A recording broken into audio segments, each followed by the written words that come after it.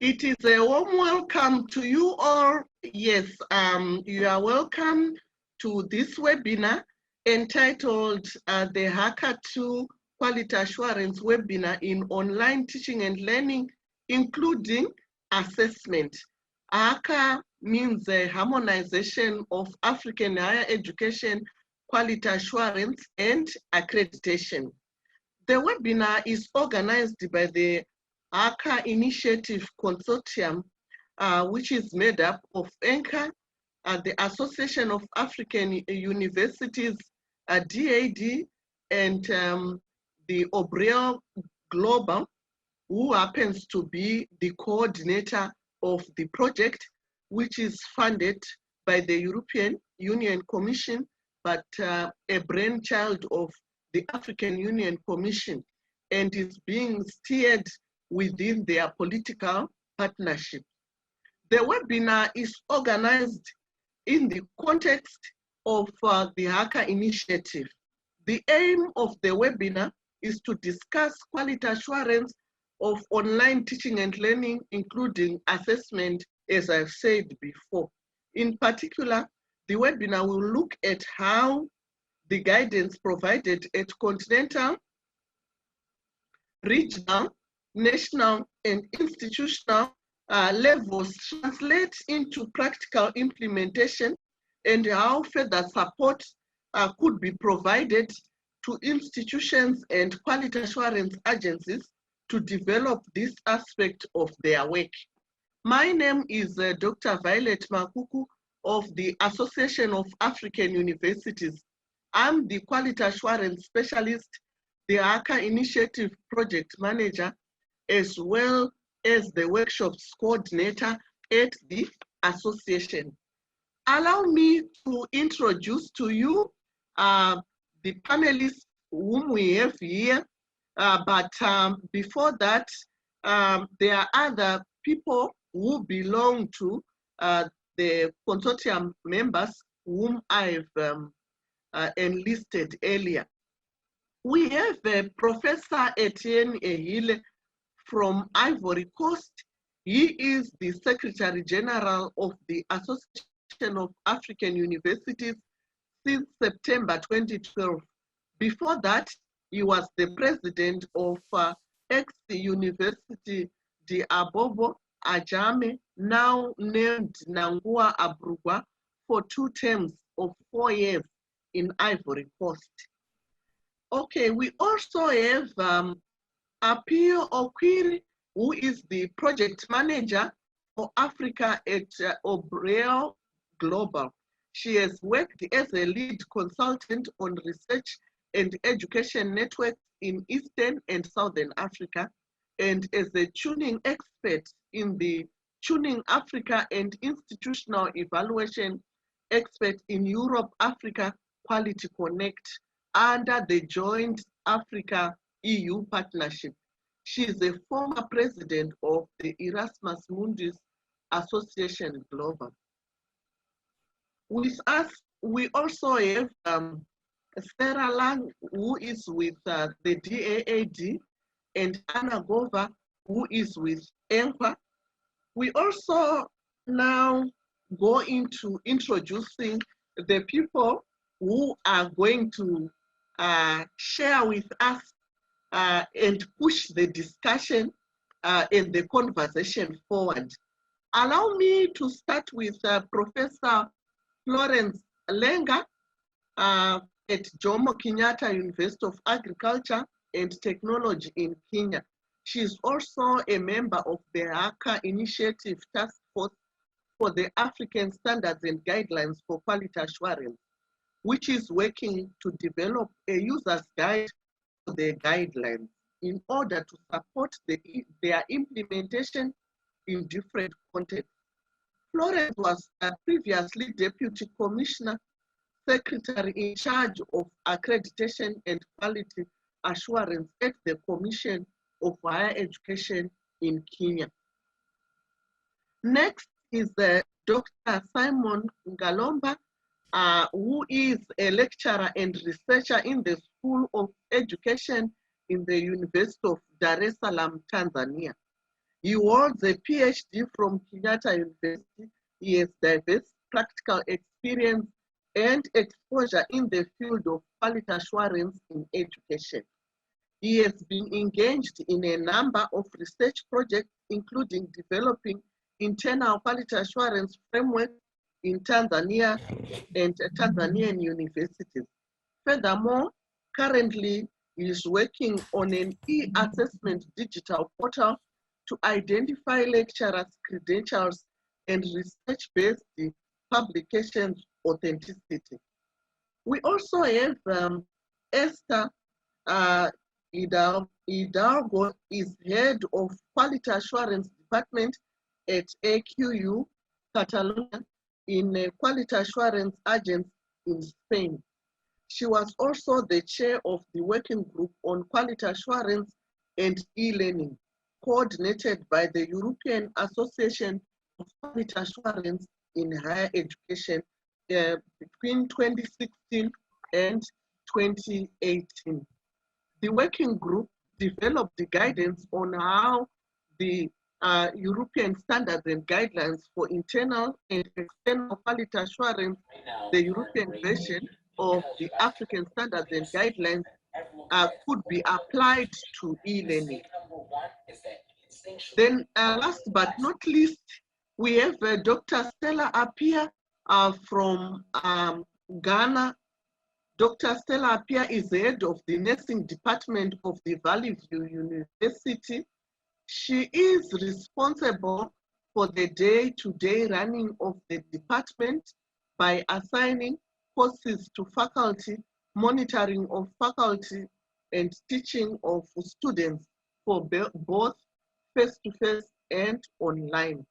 She's also responsible for maintaining quality assessments of students by conducting internal moderation of questions and providing feedback to faculty. She conducts research on quality nursing education. She's also the lead health advisor, educational and instructional technology support unit of the university to ensure that the team members are safe and observing all protocols of disease prevention. Ladies and gentlemen, at this juncture, it is also very important for me to point out that we picked the panelists from across the continent in order for us to be able to hear from the different parts of the continent. Allow me also to introduce to you Dr. Sanele, who is with the South African Quality Assurance aspect of the Council for Higher Education in South Africa. You are all welcome, our panelists, as well as the participants. At this juncture, allow me to hand over to the next speaker. Thank you.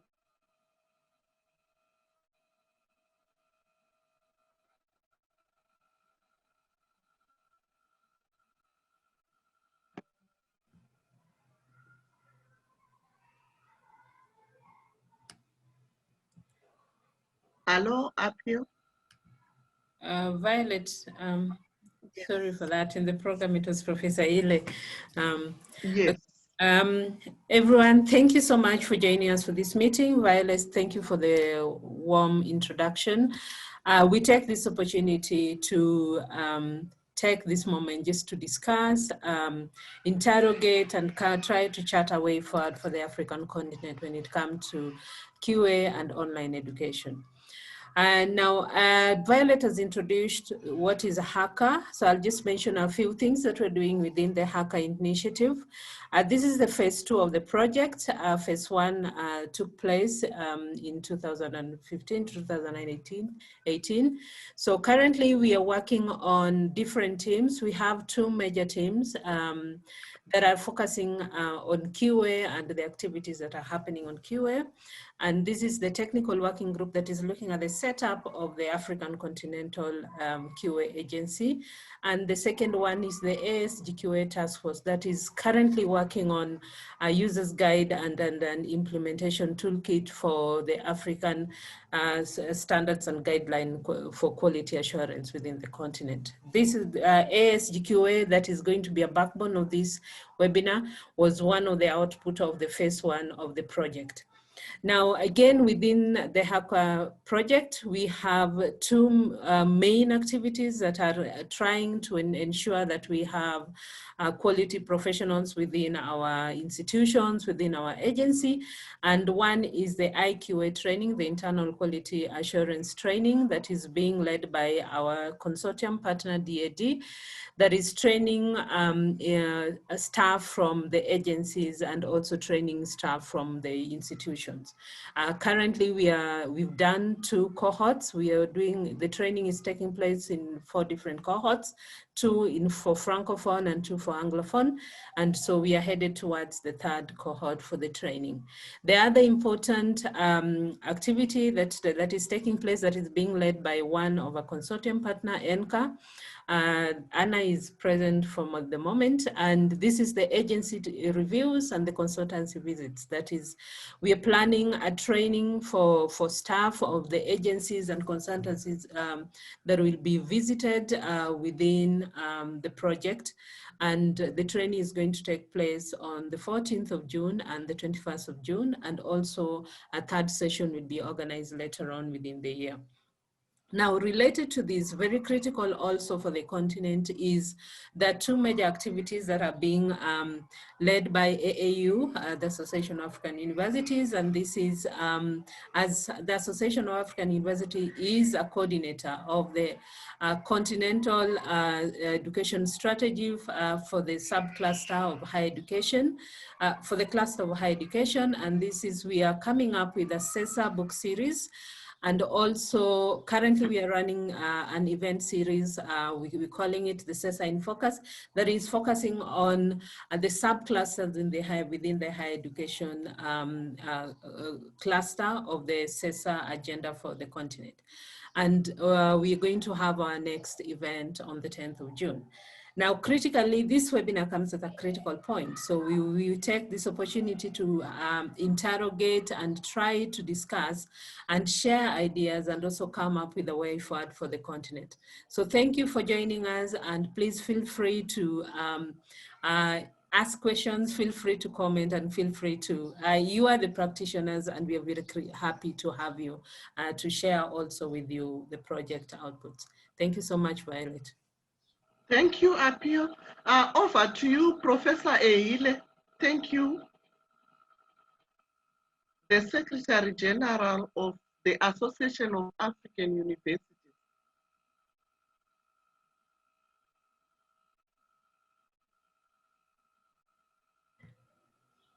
Violet, I can see Jonathan. I don't know whether it's Jonathan that is to give a speech. Okay, it's Prof. Eile. I will check with him. Maybe he is failing to join, but still. He's in the participant list, but he'll need to have his microphone rights enabled. Okay. Eloy, I can let Eloy do that. Okay, fine, no problem. In the meantime, could I have Prof. Florence Lenga to take over and start the ball rolling? We will try to get Professor Eile at some point. I think he has got connection challenges. Thank you. With us here, let me also acknowledge the presence of Makuku, I am Violet, yeah. Okay. Hello, Prof. Eile. Yes. Yes. Okay. Can I start, yes, please? Just a minute. Allow me to introduce Mrs. Nodumo Tlamini, who is our ICT director at the AAU, and also Professor Jonathan Ba, who is the Director of Research and Academic Planning. Thank you. You can go on, Prof. Eile. Thank you, Dr. Makuku, distinguished speakers, distinguished participants, ladies and gentlemen, all protocol observed.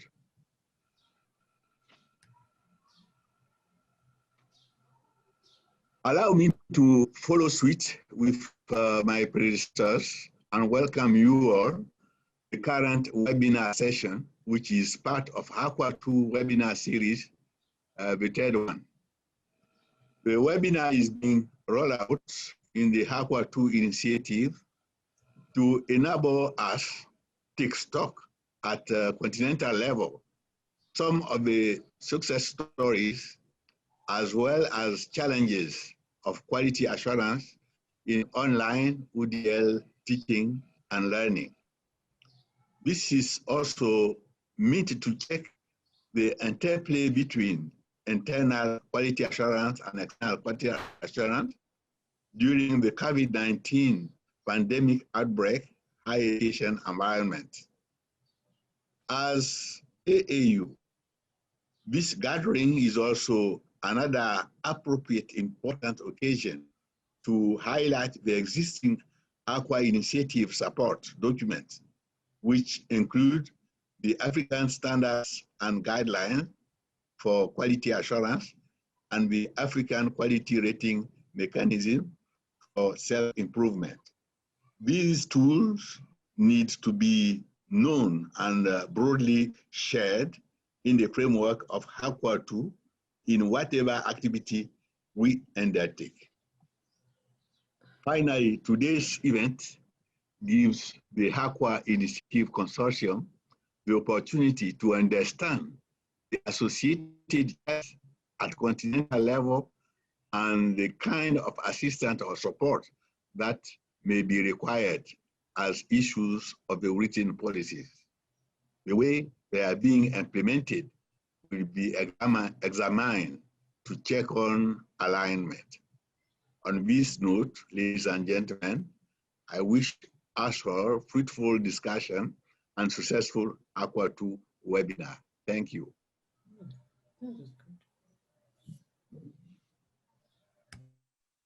Thank you very much, Professor Etienne Eile, for the welcoming remarks. Yes, ladies and gentlemen, we can now have the ball rolling.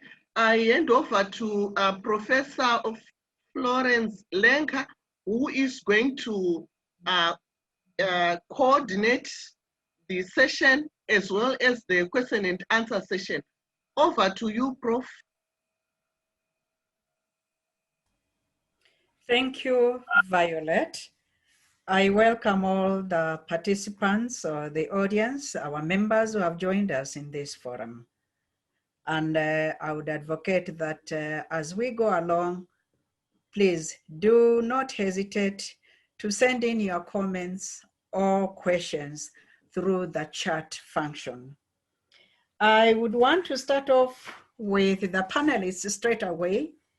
Starting off with Dr. Stella Appiah and also Dr. Simon Ngalomba.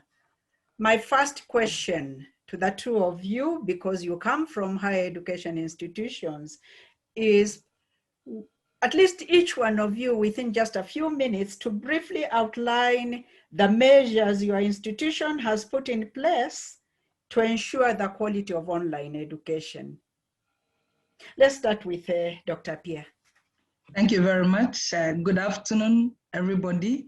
Thank you for the kind introduction, Dr. Makuku, and thank you for the welcome address by Professor Hile. Thank you, Florence, for having me. I'm from Valley View University in Ghana. It is the first private chartered accredited university in the country, and we have been in existence for the past 42 years, and we are counting. Thank you very much for the opportunity to train men and women for service to the world. We started online learning for a longer period of time, but it wasn't fully rolled until the COVID came.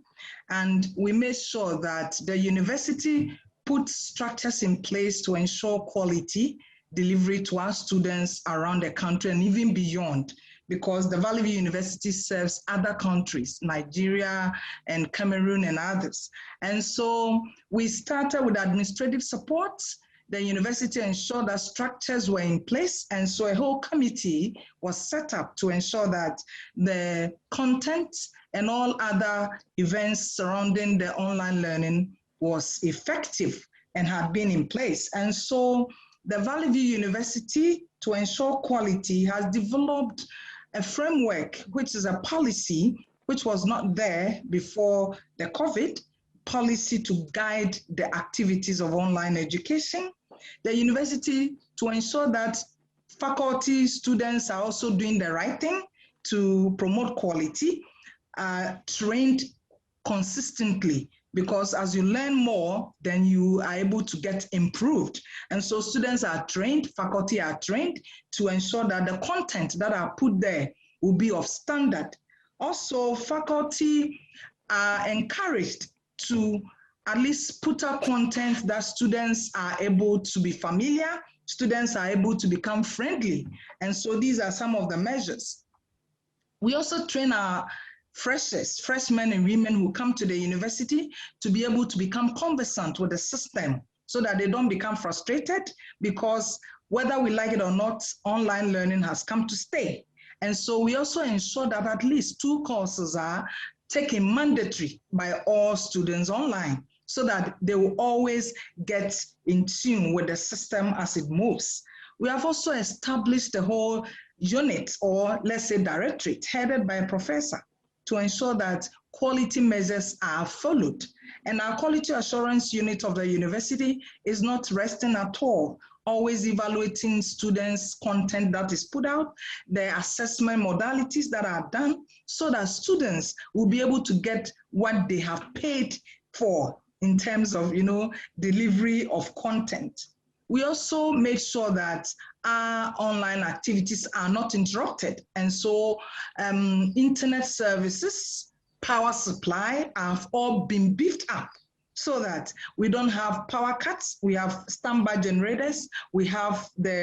We spoke with these telecommunication providers so that our internet supply will be consistent for students to be able to get it, and even be able to get at a lower rate. So these are some of the measures that we put in place as an institution.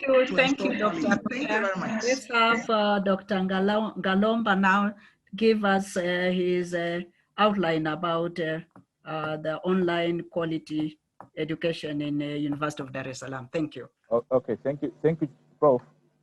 I thank Dr. Makuku for inviting me. Can you hear me? Yes. Hello, can you hear? Yes.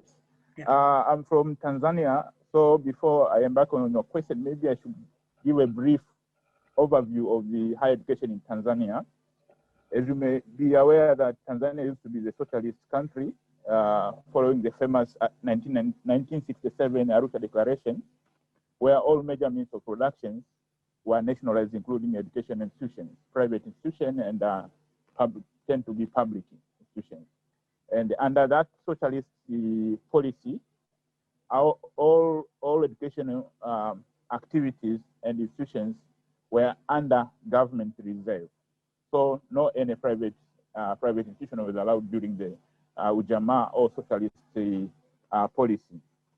Coming to mid-1990s is for the first time we had the Open University of Tanzania, which was providing education programs through the correspondence, distance and corresponding means.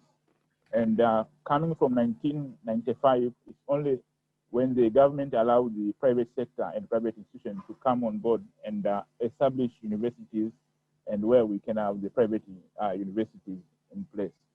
Coming to our the COVID period, first of all, in Tanzania, we didn't experience the lockdown. We just only have the partially, like a 3-month temporary closure of the education institutions. So some of these, for example, right now, we are on sessions where we have physical interaction with students. So most of these most of these initiatives, online initiatives, were only on one institution, which is Open University of Tanzania, where they have the online mode of delivery. And that's where my focus will be. For example, at Open University of Tanzania, currently they embark on purely distance learning mode, where all students, they get their teaching, lecturing through the Zoom platform from their lecturers and professors. No face-to-face meetup at Open University of Tanzania. Lecturing and examinations, they are done online. Actually, when doing examinations, they have two options. You can either do online or you can have paper-based. But in paper-based, you have to pay for that. Actually, they are doing that to discourage people to embark on paper-based, but to move to online platform. So in Tanzania, currently the Open University serve a good benchmarking with regard to online. At the University of Dar es Salaam, the oldest university, which is turning 60 years this year in September, they just formed the committee to embark on advising the university management how they can deal with online. But the committee was given like 3 months since last year, but the feedback from the committee was not shared in public.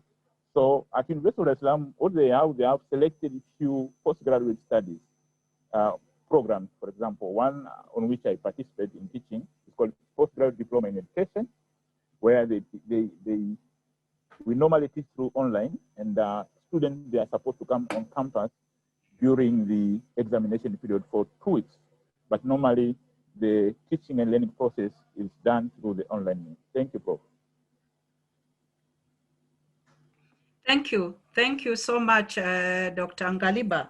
The only thing is I did not get it clearly whether Yes. the University of Dar es Salaam actually has an online education program or whether it is mainly the Open University of Tanzania. But notwithstanding, can you just tell us how your institutional policies, rules, and guidelines are aligned to the national policies on quality assurance of online education? Okay, to answer your question first, University of Dar es Salaam, which is the oldest university in the country, they do have online programs, but few selected ones. But the majority of the programs, they are offered through the conventional way, face-to-face mode. With regard to policies, currently the University of Dar es Salaam, they are still, the process is ongoing. They are preparing the policy. But the Open University of Tanzania, they have, and actually they are implementing that. As I said before, that currently Open Universities, they don't have face-to-face meetups. Students are supposed to log on their portal. They can get the material from there. They can do their examination from there. They can get their lecture from there. And the other links, other administrative announcements, they are communicated through the portal.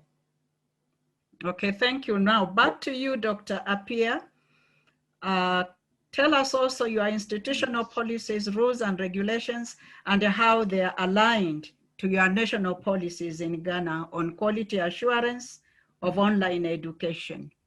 Thank you very much once again. Yeah, as I indicated earlier, we have to come out with framework, a policy to guide our activities to ensure quality.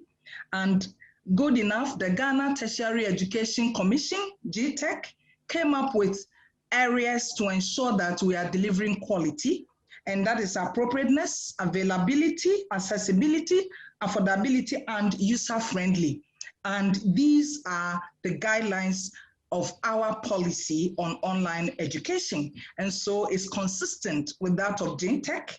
We also had a quality matters rubric standards from the Florida State University that guided us. And as Valley View University is a Seventh-day Adventist institution, we also have sister universities around the world.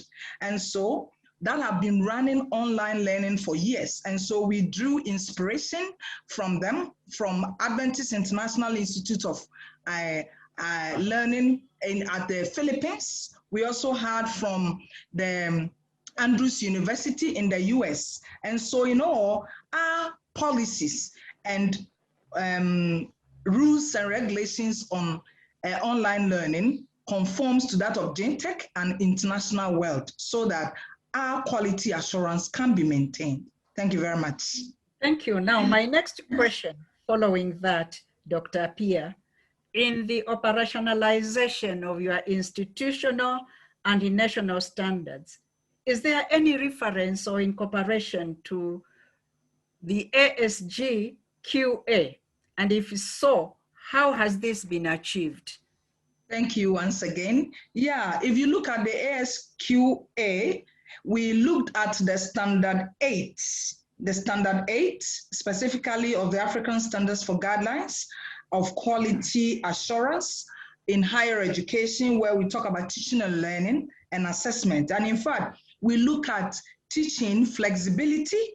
And so we do synchronous and asynchronous when it comes to the online learning. We record the lectures through our big blue button so that students who may have challenges in terms of accessibility may visit the platform anytime at their own time to listen and be able to get the concept. We also use Camtasia to do the recording of lectures so that wherever they are, they can get it, even if they are not able to come face-to-face, the live lectures.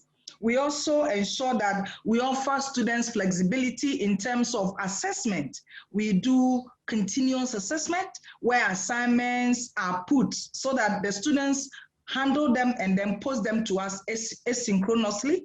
And then synchronously, they can also answer questions online, and we are able to evaluate their performance so that they can go in through the objective of the lesson. We also get feedback from our students. They assess faculty, whether they are present at all times, so that if there are difficulties, we can talk to them. So these are some of the measures we are able to put in place that conform to the standards, the ASF QA in higher education. I see you have done so much on standard 8 of the ASG QA. How about the standard 7 on design approval, monitoring and evaluation of study programs? How does that come into the designing of your online education? Is it complete, or is it just the teaching, learning, assessment, and management of the online education? Sure, we also do the monitoring. Of course, you cannot teach and then teach without monitoring. And so I indicated earlier in my submission that our quality assurance units are making sure that faculty are monitored.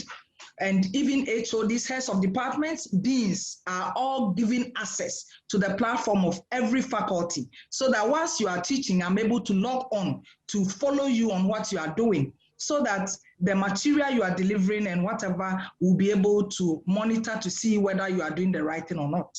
And those who have challenges, we have the IT team that are there 24/7 with communication so that they come in to help faculty with those challenges. So we have the monitoring evaluation as part of ensuring quality. Thank you so much, Dr.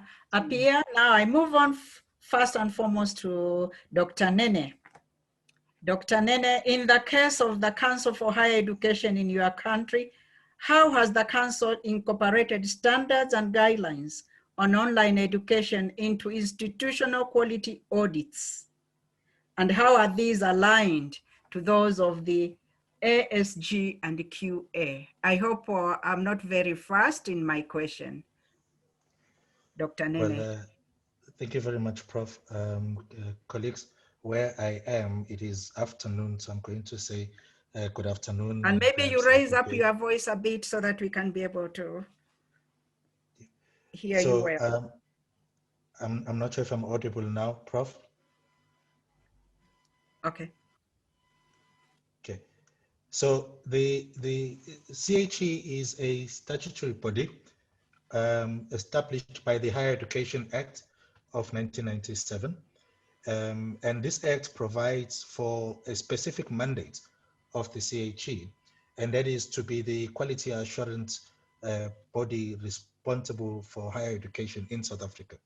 This act is also supported by the National Qualifications Act, which further expands on the role of the CHE. Now, in doing its work, the CHE has three main functions around quality assurance. One is the auditing of institutional audits. Two is the accreditation of programs. Three is the review of programs at a national level. In terms of the issues around the standards and guidelines, particularly related to the online education, each of the three functions has its own framework and perhaps a manual to support the framework. And each of the framework has a standard guideline and or criteria that stipulates what the institutions are required to look at and respond to in relation to quality. So for instance, in the institutional audits framework, there are at least three standards related to quality assurance of programs, but also specifically of online provision. In the program accreditation, there are also quite a number of criteria that speak to the design of the programs and how that design responds to the mode of delivery and how that is to be quality assured. Now, if you look at the work of the CHE in totality, it is very much aligned to the ASGs because it speaks to how an external quality assurance agency looks into and looks after the sector in terms of quality assurance and how it creates a platform, guidelines, and a framework for the institutions to be able to then address the individual guidelines and standards that are identified in the frameworks. So for example, when we do institutional audits, as part of the ASGs and as part of just international benchmarking and best practice, institutions are supposed to provide what we call a self-evaluation report or self-evaluation reports, depending on what it is, part of programs that they are responding to. And in their self-evaluation reports, they have to indicate how they are responding to each of the standards that have been identified, including those about online education. But I must qualify my input here that we have to be very careful when we speak about online education, because in some instances, in terms of our nomenclature, we can speak of e-learning, which may be different from online education. And we must also say that our approach to these standards is quite different post-COVID and pre-COVID. We now have these two phases that we're now responding to. But we are quite confident that we are very much in line with the ASGs and that institutions are able to respond very effectively to some of these, including identifying what sort of challenges they may be having with regard to responding to online education in the current situation. Thanks, Prof. Thank you, thank you. Now let me just go back to Dr. Ngalomba and also Dr. Apia before I come back to Dr. Nene. Dr. Ngalomba, kindly share the challenges you face when implementing both institutional and national quality assurance measures on online education. And how are you able to overcome these? Okay, thank you. The first challenge we face with regard to online, first of all, there's a myth that online learning is the second grade. Actually, the first grade when compared to the convention, the physical meetup. So most of the officials at national quality assurance officers or officials, they see that's like a second class education provisions.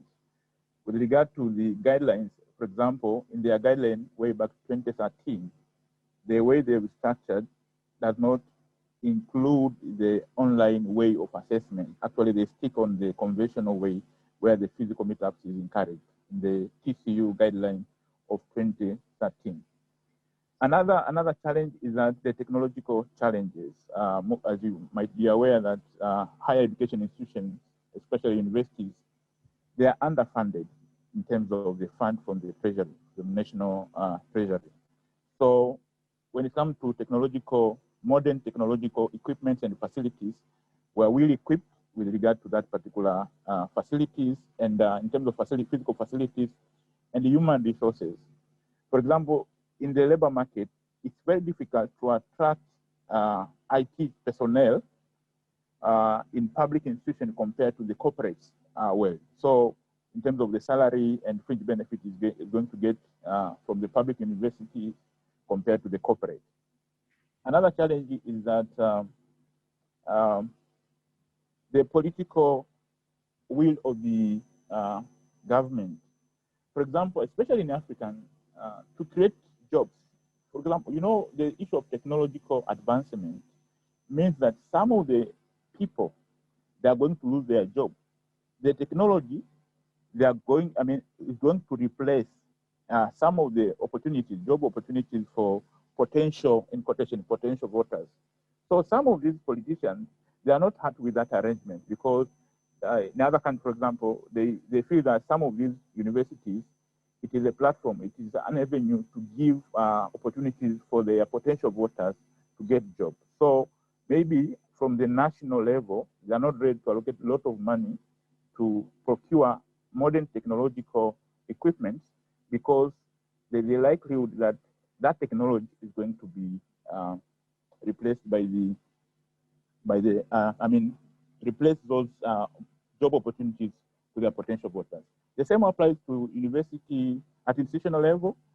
The way we arrange our priorities, because like you can have, you see some of these officials at the university level, they are ready to buy these fuel guzzling vehicles over a mere e-journal access to their students. So you can find universities, they have the physical libraries, they have these VAT vehicles for one official at university, but most of the students, they don't have access to e-learning facilities. So those are some of the challenges on which I think both at national level and at institutional level need to be encouraged. There's a potential with regard to the technological investment. Most of these young students at universities, they are millennials. We call generation Y or X. Try to be brief, Dr. Ngalaumba. Yes, I'm done. Okay. Yeah. Dr. Pia, as you answer that question, kindly narrate to us at least 2 notable examples which you consider to be good practices in tackling the challenges in order to enhance quality online education. Thank you. Thank you too. I would like to begin with, funding as a private university. Engaging in online learning is not a small activity at all. It requires huge funds, capital, because you have to invest in infrastructure. Even the telecommunication companies, the bills they bring is so huge. And so funding is a major challenge. We also had a challenge of online examinations, ensuring that the individual writing the exam is exactly the student and is working independently is another challenge. And looking at these things, we looked at how to overcome this particular challenge by looking at the proctoring, where we monitor. In fact, we have put a lot of systems in place because you have to log in with your own ID before you can get access to the questions.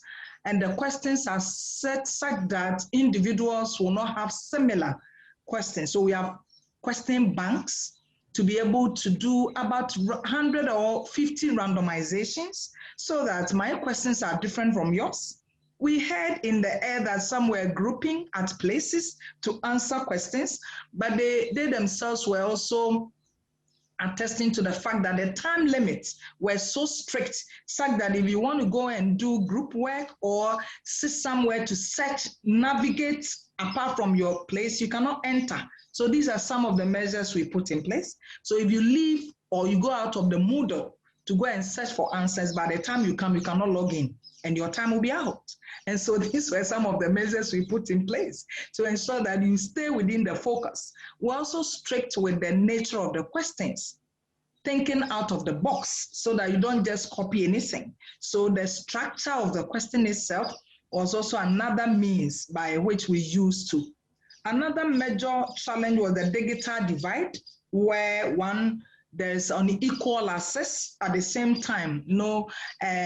Dr. Nene mentioned that the e-learning platform is accessible, but at the point where students went to their remote areas within the country, you have a challenge where some network will cut off, and they have to join later. So we were able to solve this by doing the recorded versions so that they can visit. So we had the blended mode, we have the synchronous and asynchronous, so that people can always visit the platform to get the information. And in fact, those who were able to communicate with our communication unit of the university on online that I was wrongly taken out of during the exam, the IT team will go and follow you. They do what they call auditing to see whether you are genuinely communicating or you are lying. When they realize that you were genuinely taken off, they then will enroll you again to take your exam. So these were the measures we put in place to ensure that these challenges were overcome. Thank you. Thank you, Dr. Pio. I want to go back now to Dr. Nene so that he can actually also tell us the main challenges that institutions of higher learning face in his country during the implementation of the standards and guidelines on online quality education, and how the council and the institutions overcome this. And at least give us 2 examples, if possible. Thank you. Thank you, Prof. The main challenge, I think, is what Dr. Appiah and other colleagues are going to identify, and that is the issue of resources. The access to resources, the availability of sufficient and appropriate tools for online education, and how those then get to be distributed and applied at an institutional level. That becomes a very serious problem, because even if you have policies in place with appropriate provisions for quality assurance, if you do not have the resources, it becomes very difficult to implement those. And so this has been a main challenge in the higher education sector in South Africa. Second, again, this is the issue that I think Dr. Appiah has touched on. There's a certain high level of inequality in the higher education sector, where some institutions have more resources than others. And therefore some students have better access to resources than others. So to balance provisions in the policy, the resource availability, and also access of students has been an issue, quite a serious issue. But what COVID-19 has also done is to make us realize that, in fact, there's been a disjuncture between not just resources, but also between the policies themselves in the sector and quality assurance. Whereas we've been focusing on issues around quality assurance, teaching and learning, and with specific focus on blended learning, what the COVID-19 has done is to simply force us to catapult into fully online education that some institutions were not prepared for. And so it's become difficult to implement those policies because some of those policies are inadequate. They do not cover fully online provision and therefore quality assurance. So what the sector has done with the leadership of the Minister of the Higher Education and the Council on Higher Education is to come up with guidelines on how to assure quality during, not just in terms of COVID-19, but as we move forward to a new, what we call a new normal, because we believe the online provision is going to become the new normal. And as a response to this, institutions have created their own policies on how to then respond to the crisis and also online education and how to quality assure this. This includes having regular reviews, internal reviews, so that you don't actually wait for an external agency to tell you what you need to do or where you need to strengthen. So there are regular reviews internally, and many, if not all of the institutions are engaged in this process. It also includes, as a best practice, a sort of a retraining and capacity development of all academic and support and professional staff on the new approaches and pedagogies to online education, so that we don't only just respond in terms of pragmatics and practicalities, but we also respond theoretically, so that these are based on sound theoretical frameworks that enable students to really truly succeed. Because the focus of the entire sector is to quality assure for purposes of ensuring that the students who graduate are of such a quality and possess such attributes that are professionally, individually, and societally valuable for the sector and for the country and for the globe as a whole. So I think the best practices is how we have also been able to get institutions to be flexible in how they assure quality. So as been mentioned before, the idea that online education should be assured in a sense that you have policies has to be supported by an idea that students must have access, not just physical access to the resources, but also epistemological access to these resources and online platforms. And this is what the CHE and the institutions are actually engaged with in this process. But also flexibility in terms of the access to this material. It is not always the case that when you have these resources available online, that students have access to them. We have unfortunately a huge divide in society in terms of rural and urban provision, where in some instances there is no access to the internet, even if the institution provides the devices, where students have to be given different types of material. For example, where they have to be delivered in terms of memory sticks or discs, or whether they have to be posted so that there are no students that are left behind, which is what is a theme from the South African sector, is that no student should be left behind. So we have a multi-pronged approach to assuring quality by ensuring that access of provision and quality assurance of those provisions is continuous, and that it is appropriate for the context in which the institutions find themselves, the individual institutions. So a blanket approach that is supported by contextual considerations. Thank you, thank you. Now, Dr. Nene, you have touched on the COVID-19 pandemic and what it has brought out in the higher education with regard to online education and some of the achievements that the institutions in your country have brought on board. Can you possibly outline the new avenues of guidance required by quality assurance agencies to further improve the quality assurance of online education, either at a national or continental level? Thank you, Prof. I'm speaking very strictly from the point of view of the South African higher education sector. Yes. Where the government has taken the initiative of providing some guidance in terms of the way forward, particularly around the COVID-19. So when COVID-19 reared its ugly head, the response of the government was to say the sector must immediately and urgently go into what was then termed an emergency remote teaching and learning approach, which then said we cannot have physical classes, face-to-face classes, because we wanted to limit the spread of the virus. And in support of that, the higher education, the Council on Higher Education then said to institutions, all modes, all programs that have been accredited for modes that are not necessarily online will now be regarded as also accredited for online education. So to remove a potential regulatory hurdle for institutions to not really be worried about whether they are now in violation of their accreditation conditions. And then also the Council on Education adopted and distributed guidelines on quality assurance of online teaching and learning and assessment to institutions to adapt, so that at least there is a common understanding of what we as the sector consider to be quality assurance critical areas that the institutions need to consider to ensure that the students who graduate even during this time are not regarded as students of poor quality because there wasn't any quality assurance. So I would say that there needs to be a political and regulatory support for institutions and even guidance to provide direction so that the institutions are not left to deal with these issues individually without necessarily understanding that there's a national way of looking at this and there's national support forums to deal with these issues.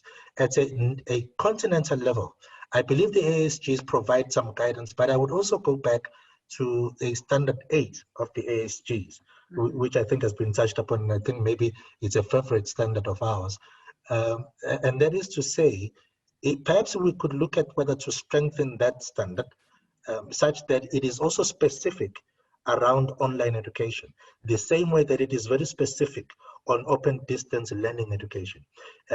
It could be understood broadly from what the standard actually captures now that online education is covered, but I would venture to say that it needs to be more specific so that we understand that there is now a strong focus on online education, which may not necessarily have been covered prior to COVID-19, and it needs now to be really anchored and emphasized post-COVID-19, because the sector, whether in South Africa or in Africa or globally, will be forced to move into a much more online-based education for the higher education.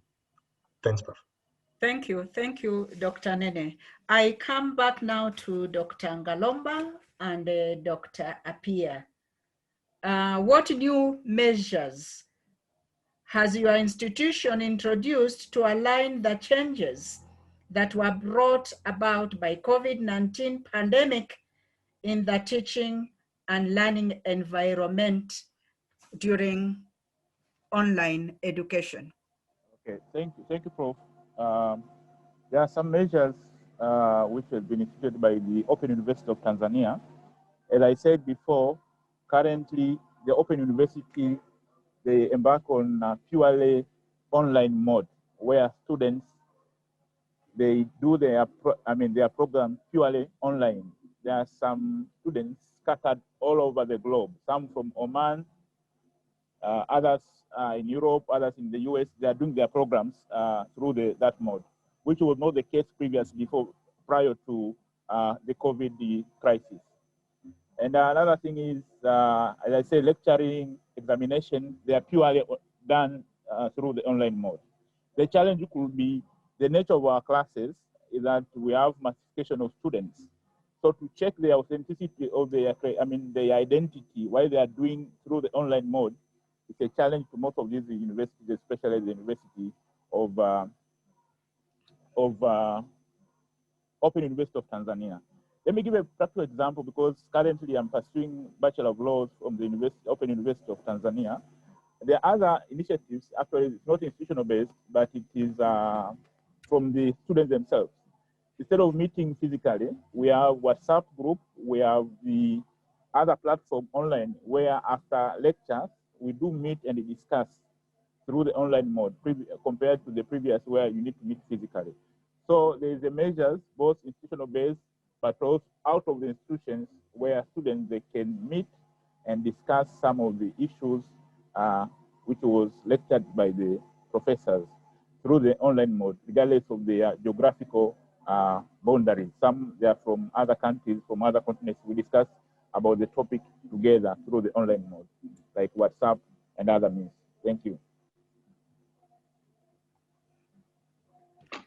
Thank you. Let's have Dr. Appiah answer the same question. Yeah, thank you very much. And as we indicated, the pandemic has brought the new normal, and so the direction of our education online is also has come to stay.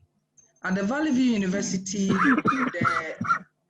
the university is preparing and is almost done submitting graduate programs that can be handled online to the JTech for accreditation, almost done to submit there. So it means that the online learning has become part and parcel of our education system.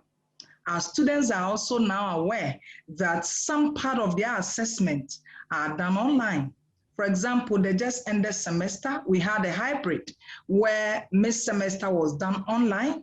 About 20% of the final examination was also online. And so it means that you have a combination, and that is the new era we are in. We no longer go for the traditional face-to-face totally from the beginning of the semester to the end. And so that's what we are doing. Again, we have a sandwich program where our teachers, when they are on vacation, they come to campus to complete their programs to be able to get for degree. Because of the COVID, the educational calendar changed.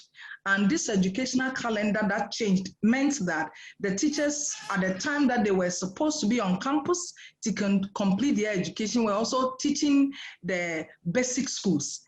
with this new, we were able to handle them online so that they were able to also have their classes at the same time, teaching and having national assignments. So that is also the new era that is helping with the pandemic.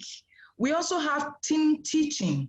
Team teaching, the university has about 3 campuses all over. So the online has helped us to be able to engage teachers who teach the same subject area to have team teaching and using the platform. And so you look at the curriculum and then divide them such that I may handle topics 1, 2, 3, another teacher from another campus. So we bring all our students together on the platform to have these courses. And I mentioned earlier that the new era, the new area for this COVID-19 is the fact that now every student admitted, freshers to the continuing students, will have to have at least 2 courses online, mandatory, so that you polish up your online activities. And we continuously train our faculty, students, and all stakeholders on the online activities. And in fact, to crown it all, we have the whole unit now on online learning and headed by professors. So we have seen that as it has come to stay. It's not going. And therefore, a unit to ensure that we're doing the right thing has been established, with the university administrators giving all the support that is needed to ensure that our online teaching and learning will be effective for the university to grow. And from my previous thing is the right infrastructure are put in place. And we've opened up our computer labs have been expanded, because even in Ghana, the Nursing and Midwifery Council examinations are done purely online. They don't do any other thing but online. So, institution running such a program, we have expanded our computer lab to have more computers and discussions ongoing with the Students' Representative Council to procure easy and then cheaper, let's say, having access to tablets, and then so that they can have the Moodle right away on admission. You have the Moodle on your tablet that you can launch into it, easy access, so that when you are asked to do assignments or projects or any other thing, it will be easy for you, because that is where the university has reached. And so online learning has been integrated into the Valley View University teaching and learning. Thank you very much. Thank you. How have these measures then been supported at a national level or regional level, whether by a raft of new policies, increased budgets, increased infrastructure, and the like? How have they been supported? Yes, I stated earlier that the GTech and then the Ministry of Education and all that they have vested interest in these activities. So they always conduct workshops to enhance the capacity of those involved in this area. And so nationally, I learned there's a framework that is being developed to guide all universities to be on the same platform, so that no university overtakes the other. Even though we're in a private institution, we should be able to match with those in the government establishments. And so this framework is to guide all of us so that we do the right thing. It has supported only that we don't have funds from government, a major area. But we believe and hope that as they do continuous discussions, there will be a way out to support us when it comes to funding, because it's a major area. Thank you. Thank you, Dr. P. Thank you, Dr. Ngalomba. Thank you, Dr. Nene. Now, let me move on now to Esther from Europe to give us the European experience. And my first question to you, Esther, is how is quality assurance of online education addressed at the policy level in Europe? Thank you, Dr. Lenga. Thank you for your invitation to be here today with all of you. Good afternoon. And I'm very honored to share our findings and our experience with all of you, and I hope it will be useful for all of you. And for my previous speakers, thank you very much, because you have also sent some messages I would like to share with you, because the main challenges that you have been facing are more or less the same that we are facing in Europe. But going back to your question, Dr. Lenga, I would like to begin first of all with one idea that is related to the flexibility, and one of my previous speakers has done a direct reflection on this. And I would like to say that historically, distance learning contributed to the flexibility of learning from the beginning. And we've got some records that in 1728, we've got a first experience with this correspondence course organized by Caleb Phillips in Boston to the present experiences where we've got fully online universities. And of course, we were living, and we are still living, the pandemic. And well, COVID-19 has provoked some changes in the higher education sector, as all of you know. But besides, it's important to say that digital technologies, that they were here before the COVID-19, and digital technologies has changed the way we produce, share, and preserve and reuse the knowledge. That's something important. So consequently, some changes should be done, for example, at quality assurance level or at policy level when talking about e-learning, distance learning, blended learning, etc. Because as you have already said, we've got different definitions going around on this aspect. At the European policy level, the Conference of Ministries of Higher Education included for the very first time the concept of digital and blended education in the Paris Communiqué in 2018. And this document highlighted the importance of the digital and blended education with appropriate quality assurance in order to enhance lifelong learning, flexible learning, foster digital skills and competence, among others. Then, 2 years later, we've got that in Rome Communiqué, it was raised a commitment to support higher education institutions using digital technologies for learning, teaching, and assessment. And another aspect relevant is linked to the development of digital skills and competences for all. That's something really important at the European level. And recently, the European Commission has published and updated the Digital Education Action Plan for the period between 2021 and 2027. And this document includes the European Commission's vision for high quality, inclusive, and accessible digital education in Europe, which defines 2 strategic priorities: to foster a high-performing digital education system and also to enhance digital skills and competences for the digital age. But focusing on quality assurance of e-learning provision, as all of you know, there's a wide variety of quality assurance activities. Some agencies include the same procedures, the evaluation of all type of provision. Others organize them in a separate way with different methodologies, standards. Some agencies organize program accreditation, other ones do the institutional accreditation, etc. and etc. But above all, we've got the European standards and guidelines that form the baseline. These European standards and guidelines are the core for quality assurance in the European higher education area. And specifically, the European standards and guidelines states that they apply to all higher education offered in the European higher education area, regardless of the mode of study or place of delivery. So this includes e-learning.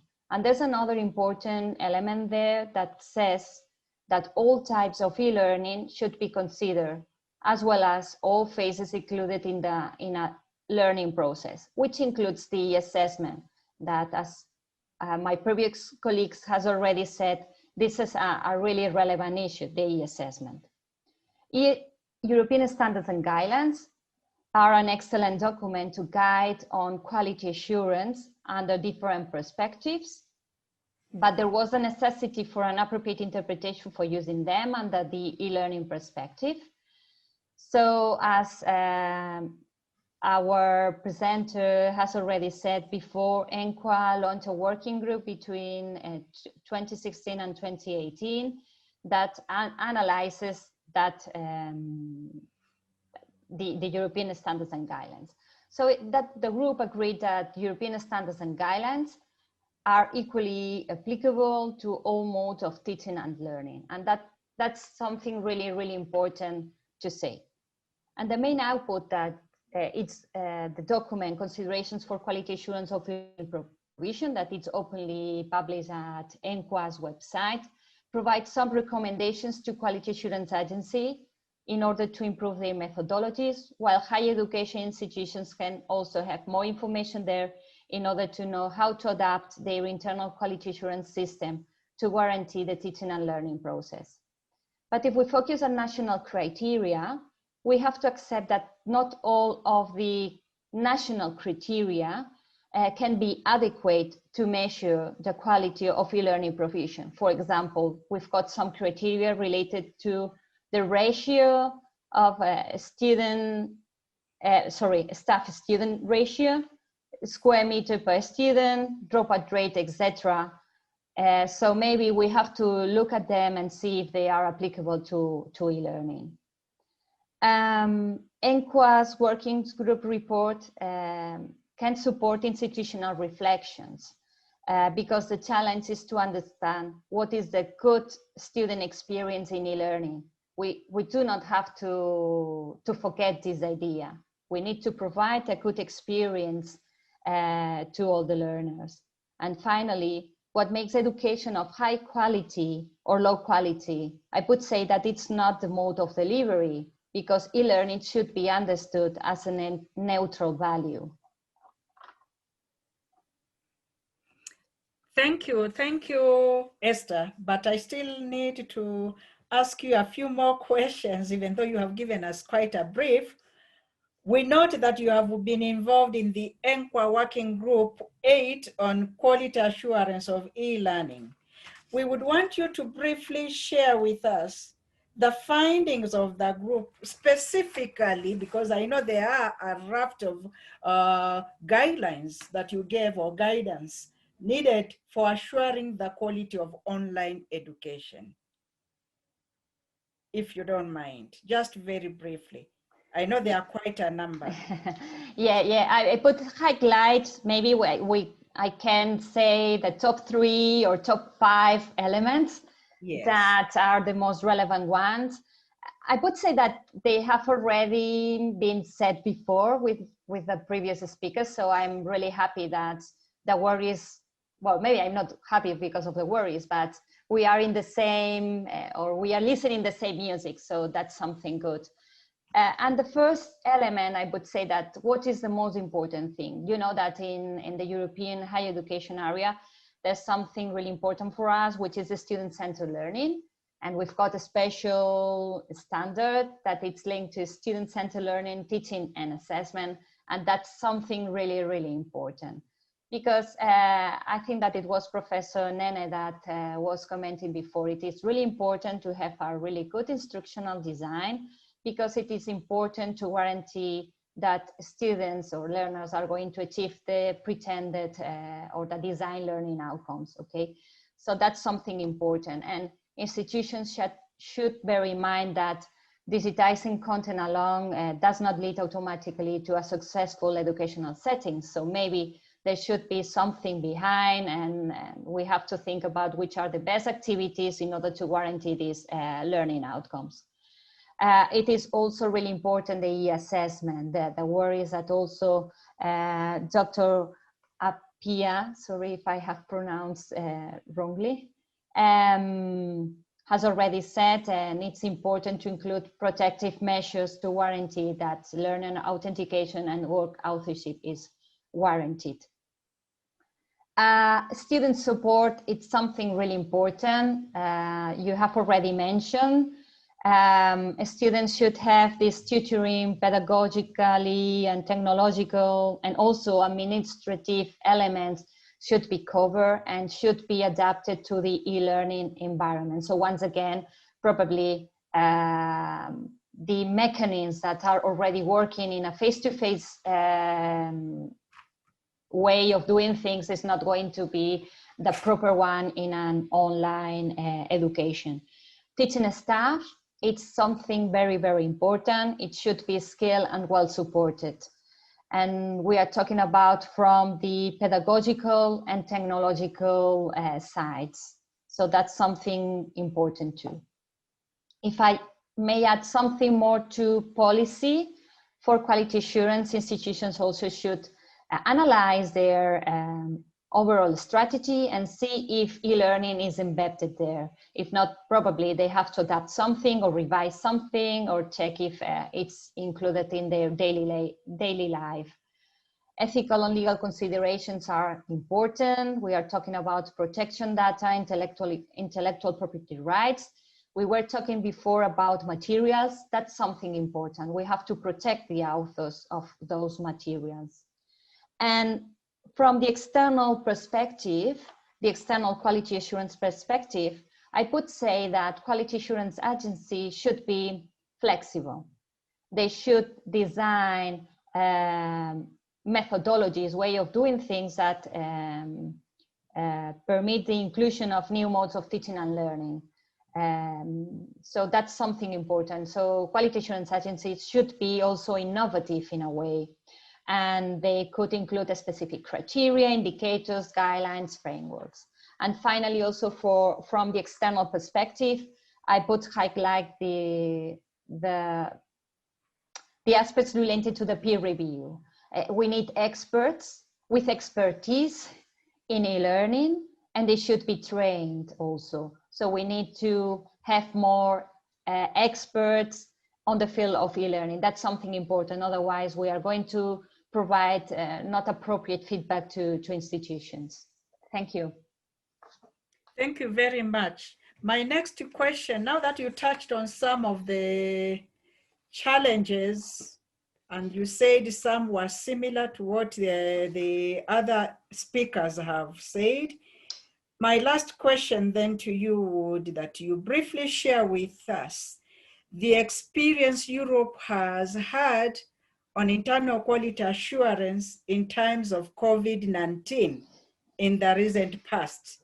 The lessons learned that need to be taken forward with regard to quality online education, if you don't mind.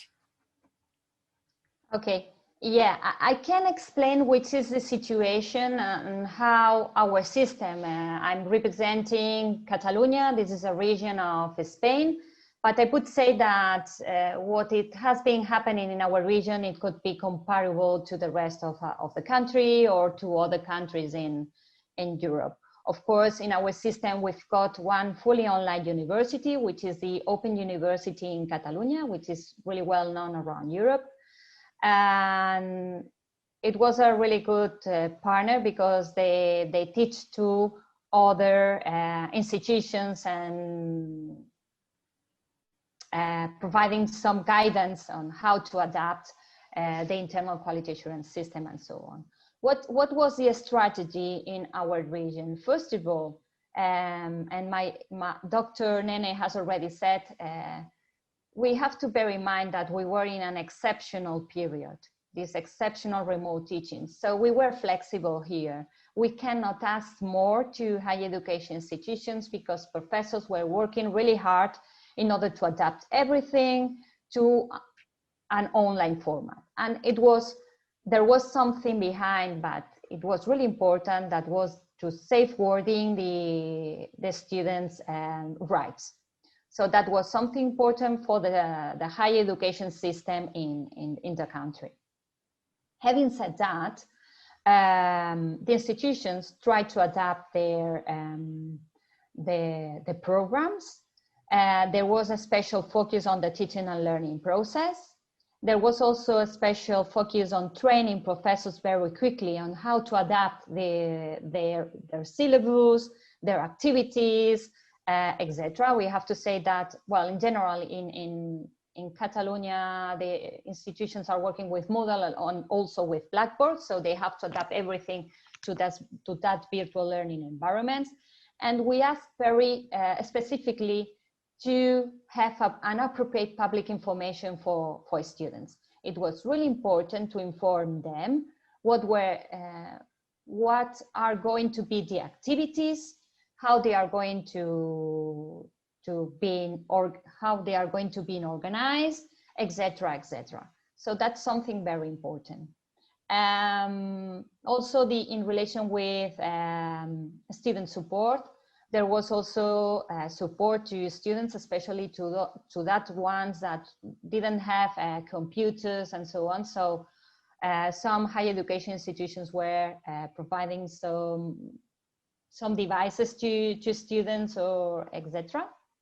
And there was a special focus on internship and final projects, especially on special areas of knowledge as nursery, medicine, or other type of internships that the system tried to say, okay, let's see if we can postpone them as far as we can. If not, we can look for other strategies, but having this focus on analyzing the achievement of learning outcomes. So in a sense, they were doing a follow-up. It was mandatory to do a follow-up during this period. We are going to review this follow-up in 2022. Also, there was a strong follow-up of the adaptation of the policies, but that was done at policy level by the Catalan government. But we try to be very flexible. And obviously, if there's going to be a permanent change in the program, because e-learning and hybrid models, etc., or blended learning is going to stay more frequently in the system, they have to follow the regular procedures. So we are going to evaluate them, and then they will have to demonstrate that they've got the internal quality assurance system adapted to this new normal that is going to be, well, we can say that new normal will be next year. Thank you. Thank you, thank you. Thank you, members of the panel. We have been able to benefit a lot from your sharing. And now it is time for us to have our audience, the participants who have joined us, to make comments, ask questions to the panelists, and any of you can be able to share.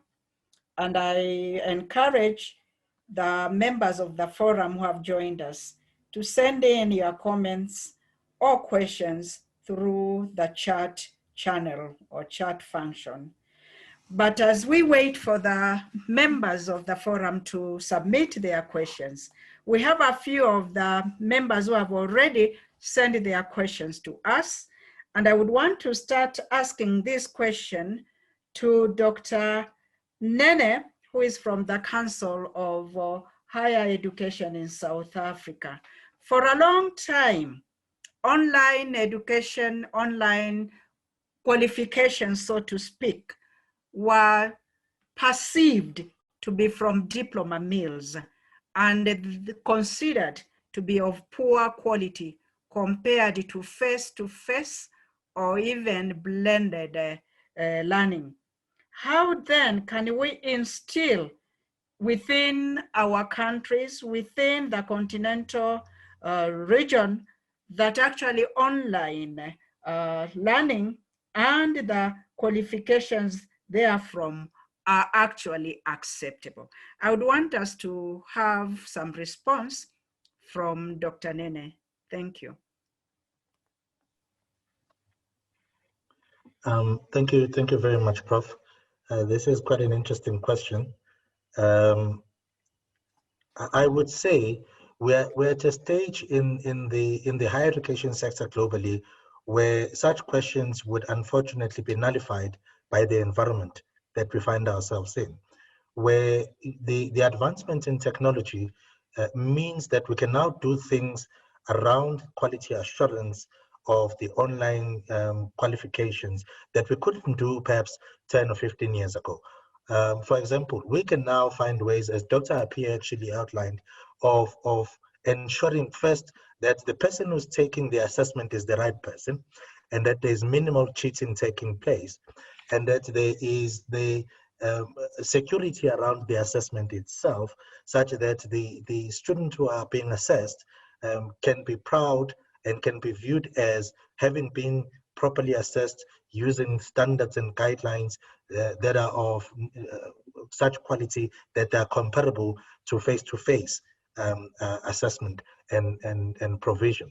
So I would say that we have no choice but to now push for a new perhaps design of our standards to really truly highlight the importance and the feasibility of quality assuring the online education mechanisms of teaching. But the previous speaker, in fact, has highlighted what I think is a very important issue, and that is these technologies have existed for some time, at least some of them, but the adoption has not been as quick as it should have been. Before the COVID-19, in the South African case, and I believe globally, we were consumed by this notion of a fourth industrial revolution, which then propelled us to think more creatively around what it is that we could be doing to integrate these teaching technologies into the classroom such that we are on par with the rest of the world. So I don't necessarily think this is going to be a problem going forward. I think, in fact, we are now moving in that direction where our standards are now responding to online education, where quality assurance frameworks and policies are also responding to that.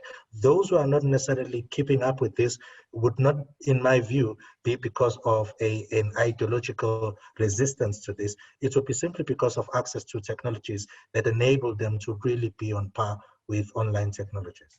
I don't think qualifications online or online qualifications are going to be regarded as of poor quality or uncomparable to face-to-face. In fact, I think going forward, the reverse might be true.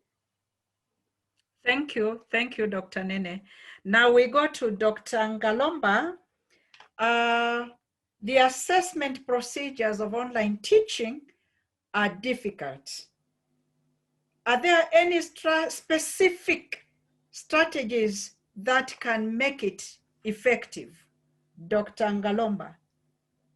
Yes, first of all, I would like to say that most of these tools, they are not Africa-based, actually. And maybe also Dr. Appiah can chip in on that. Thank you. Yes, there is the opportunity to make assessment tools to be effective, because we can develop our own depending on our context, especially in African context. What we have currently, for example, we are still using Zoom, which is developed somewhere, but we are using it in our context.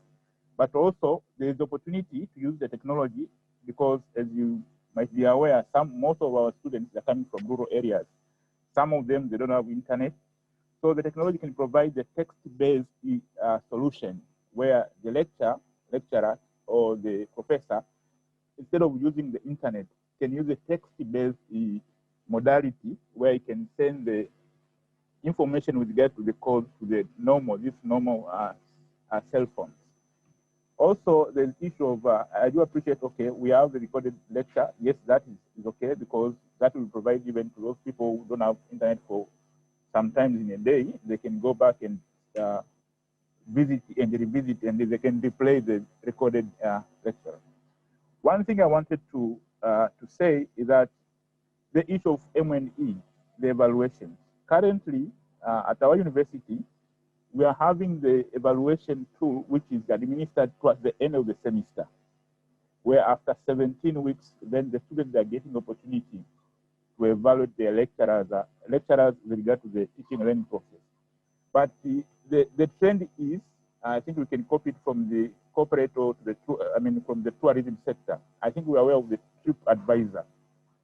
TripAdvisor.com, where if you visit like a facility, like a hotel, or you use airline, you can immediately evaluate the services you got from the service provider. I think we can copy it at universities, where we should allow our students to give evaluation immediately after the lecture, instead of waiting towards the end of the semester. Thank you, Prof. Dr. Appiah? Yes, thank you very much for the question. In fact, the one who asked the question is very right. It's difficult to set online questions because you want to protect the question such that it is not going to be easily accessed from somewhere. And so one of the measures that we can take as higher education institutions is to be able to create bank of questions, question bank. When we create a question bank, we have enough in the bank such that we can randomize them severally, such that people who are even learning together will have different questions dropping for them. And so it's a way. I also know that there are specialists who are able to set questions. During the beginning of the pandemic, when the GenTech gave us the enabling environment to go online, if you are an institution with the capacity to go online, we invited the Pearson Incorporation to the university, Valley View University, and they came to showcase their products. But they had a lot of ways and they had a lot of banks covering almost all subject areas that we could purchase. They gave us the opportunity to have trial versions, and it all goes back to the funds. Funding was another issue. And so that we can tap from, there are individuals who are able to set questions like that you will not be able to easily get answers from anywhere. We can also subscribe to bank of questions that are already in the system, as I mentioned, Pearson Incorporation, then we can do that. Another way that we can also help is the kind of question, the structure that we ask. Dr. Galumba mentioned that when you set the questions and they are so easy, you know, some questions are just recall questions, so easy that you can have everybody getting 100 over 100 or 50 over 50.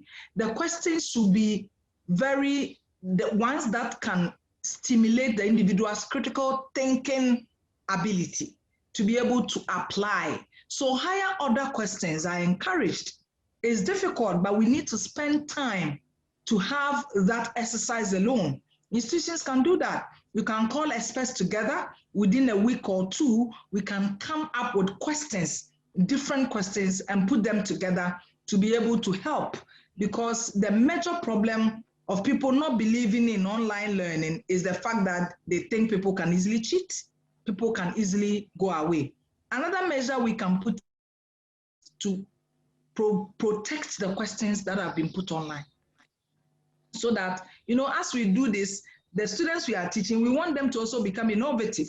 They are also innovating ways to break into, crack down, so that they can get access to the questions because they want to make A's and the other higher grades. And so we need to protect the questions so that no student, whoever, even a highly technical person cannot break through. And also having the trustworthiness in our own system, our IT team, having the trustworthiness so that where we trust them to the point that they will not allow anything to slip by, where people can easily go to them and then be able to get access to the questions. So I think these are some of the measures that we can take as institutions to protect our questions and then create credibility for our questions when our students sit for the exams online.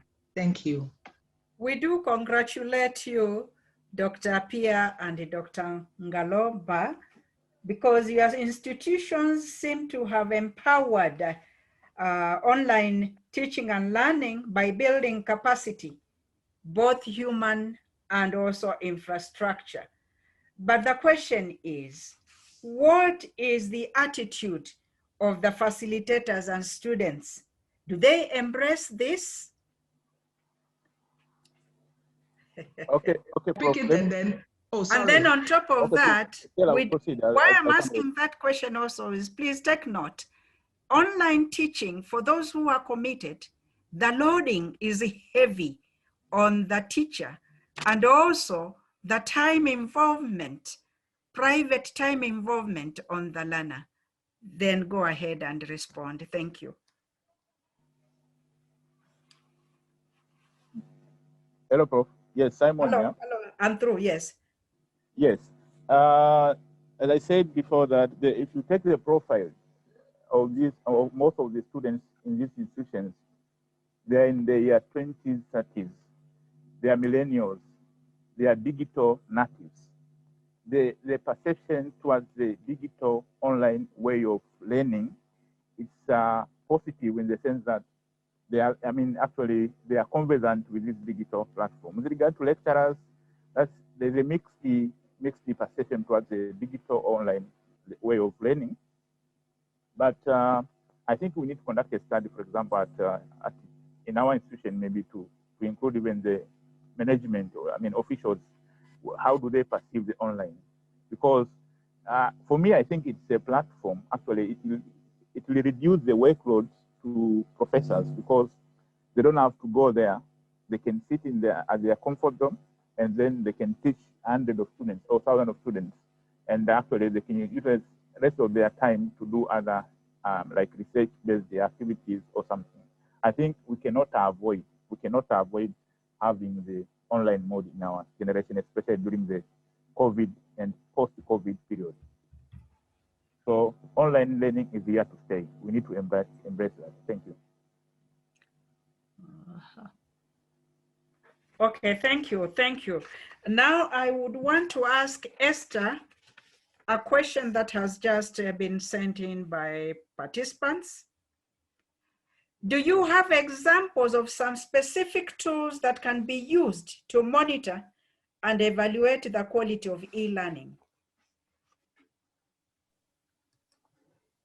Thank you for this question. Do you want me to repeat the question, or you're okay? Yeah, I'm okay. Okay, thank you. Which tool we've got? We've got, obviously, as I have already said, the European standards and guidelines, and this document that is that we provided to all the system, to the European higher education area, where it provides some ideas of which are the relevant things or the things that have to be been done or you have to think about. Okay.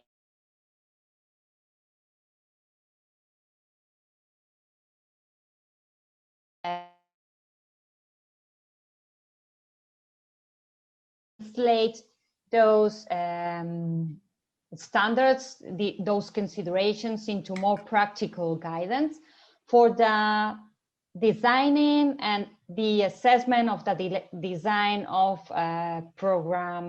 degree programs. And then obviously we also have, particularly in our agency, we have included some elements in our methodology. For example, the virtual learning environment should be robust, it should guarantee the connectivity of people in relation with the assessment. There should be a proper design, as previous speakers were explaining. There should be some protective measures, so in order to guarantee that students are the right ones, are not substituted by other ones. When talking about the instructional design, it is really important and to have a proper design. So what we analyze, or ask experts to analyze, if with the activities is guaranteed the learning outcomes. For example, do they've got some debate groups, forum groups, in order to exchange opinions, to learn from each other, etc. Do they've got any type of teamwork activities in order to guarantee this competence, which is teamwork, etc., etc. So we've got a set of elements that are included in our methodology, And it is important to say that we've got the same methodology and the same standards for all types of degrees. So we don't have a double level of evaluation for face-to-face education and online education. We've got the same criteria, the same standards, but we specifically focus on the particularities. For example, another example are indicators. We count in the same way ratio, because students following online education normally takes the double of time than in traditional education. So those type of things are included in the methodology. But I cannot provide you with a proper list right now because I will have to, well, explain you a lot of things. Sorry about that.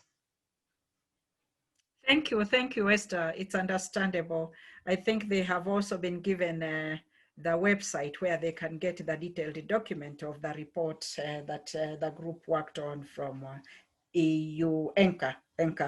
Now, I would want to ask again, lots of the questions are coming from for Dr. Pia and Dr. Ngalomba, because of institutions being interested on how to assure quality on learning. The question that is coming now is whether the lecturers in your institutions have what it takes to carry out online teaching activities. And if they are newly recruited,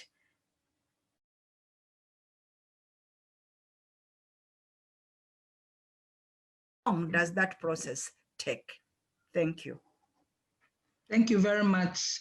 For Valley View University, the whole process of online teaching and learning began with training, building capacity of faculty and students.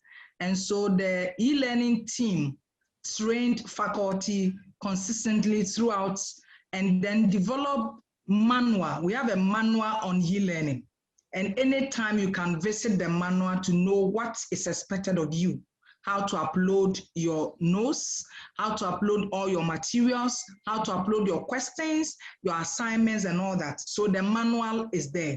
Number two, the training, as I indicated, the training is consistent, whether you have been trained before or not. Every semester, as I speak with you from 9th and 8th and 9th of June, there's going to be faculty orientation, and e-learning training is part of it. Whether you are continuing faculty or you are newly recruited faculty, training is given to you. The university IT team has also developed YouTube videos that you look at them, and then they are so educative and interactive, such that when you listen over and over, you are able to be guided on what to do as a faculty. There's also a team there assisting faculty and students. We go there and they will help you to upload your materials if you have challenges, especially those who are new. And as time goes on, they monitor you and you become very good. In fact, whilst you are teaching, somebody comes online to check, and you may even get a message, your volume is too low, increase it. Your content is too small, can you increase the font size? So this is what has been put in place, and it is helping a lot. In fact, I used not to know a lot about online teaching, but I learned from them, and I always learn because every time there is a new measure. Even when you finish setting your questions, they are there to help you how to upload it so that the day you want it to come, it will be visible to students. So that is what has been going on in the institution to build the capacity of faculty and students alike. Thank you.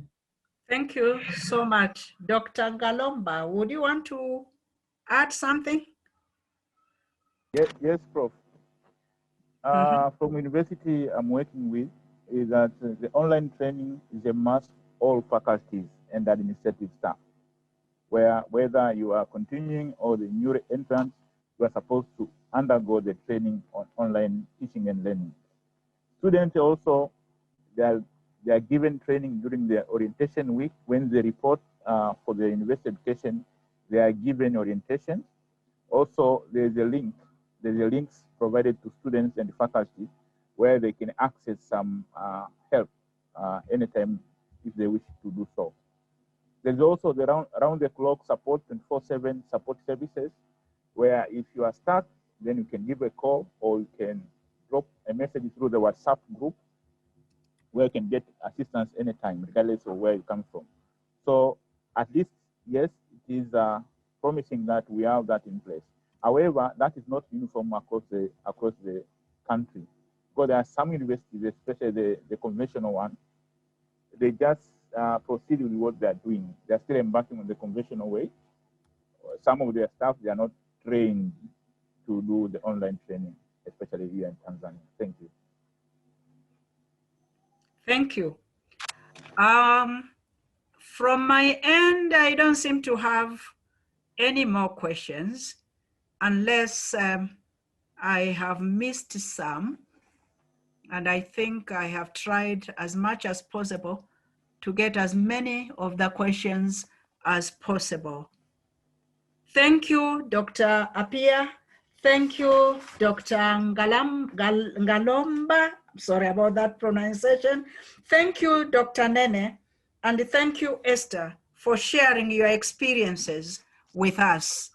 I really appreciate having been your moderator, and thank you for the effort that you have made, because I know I have been very fast in some of the questions, and maybe you missed a few things, but actually you did as good because you answered precisely, and we are happy about that.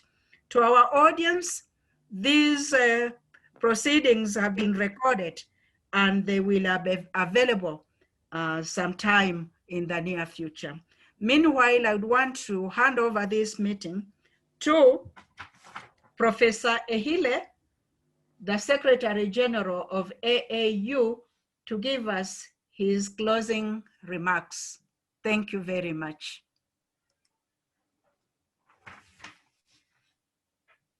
Yes, thank you, Prof. Florence. But what I wanted to suggest is that there may be others who are part of the audience who may also have some other contributions in some areas which may not have been touched.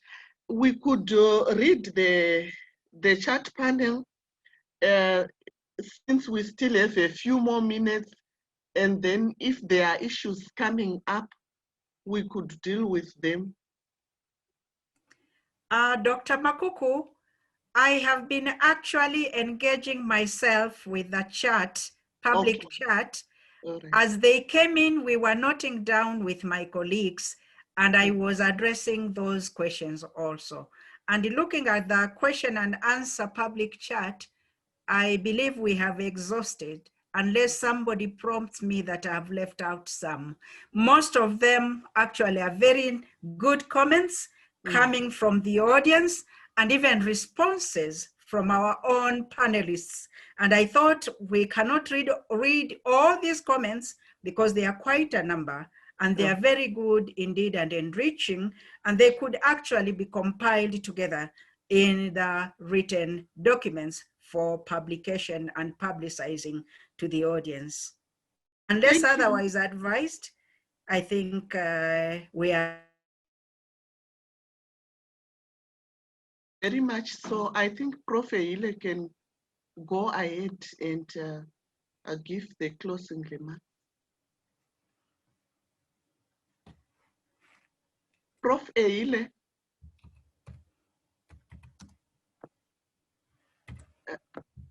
Apio, can you see him?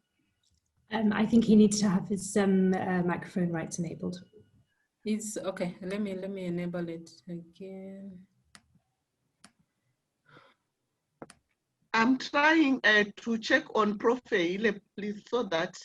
Okay, one second. Thank you. It should be enabled now, so it should be with us. Okay. Professor Ehile. Yes. We are looking for you. It is not easy. I moved from Priknak to Haqaa to Priknak. So, okay, thank you, Dr. Makuku, thank you, Apio. Ladies and gentlemen, all protocol observed. Our Haqaa webinar session has now come successfully to an end.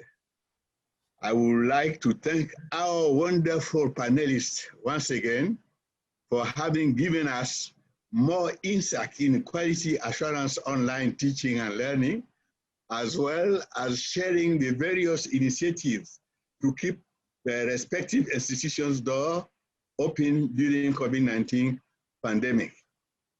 I would also like to thank all participants for their contribution and inputs, and also for their patience. Today's activity comes as the third of a series of webinars performed in the framework of Haqaa2 initiative. Therefore, we are looking forward to seeing you next time on our platform for the upcoming activities.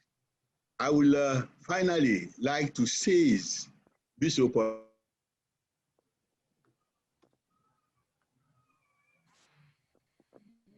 to invite all African higher education stakeholders to attend AAU upcoming quadrennial general conference scheduled from 5th to 8th July on the theme, the future of higher education in Africa.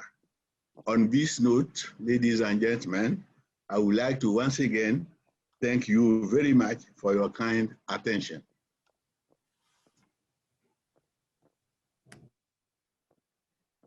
Thank you very much, Professor Ehile. And I think we are done. Thank you to everyone once again. Capio, are we not done? Anna, Eloy, the rest of the team, Sarah, thank you for the teamwork, and to our panelists too. Thank you. Thank you so much. Thank you. Thank you so much. Thank you, Dr. Bye. Yeah. Thank you. Thank you all. Have a lovely afternoon or evening. Good night. Good night. Good night, yes, for us. Thank you. Thank you so much. Yeah. Okay.